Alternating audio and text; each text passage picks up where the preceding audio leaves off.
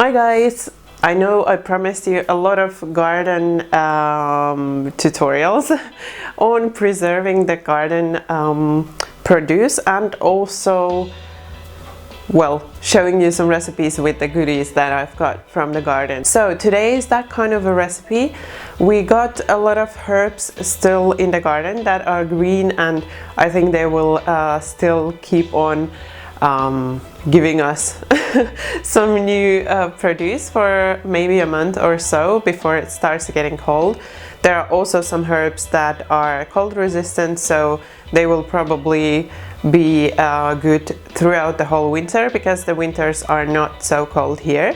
But I wanted to show you how to preserve some of those herbs, and I've been thinking of different kind of options that for you to preserve those herbs.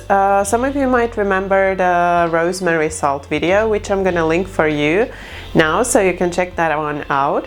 But today's recipe is a bit different, and it's something I'm really excited to share. I have 4 different recipes for you, 4 delicious herb butters that you can make with the garden produce, or if you don't have a garden, of course you can get that from the market or from the store and make these delicious herb butters that you can then preserve in a fridge that doesn't last that long, so only about 2 weeks in the fridge. Or you can also cut portion-sized pieces that you can then freeze, and then they last a lot longer. All the details will be on my website and in the recipe. So before I get carried away, let's see how to make those delicious garlic butters.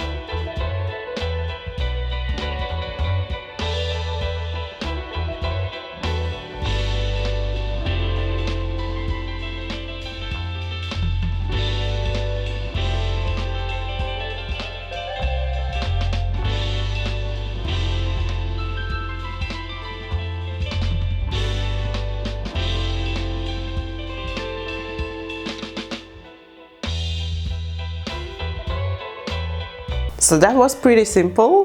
What you think? You can do like I did. You can prepare 4 different ones, all of these recipes at once.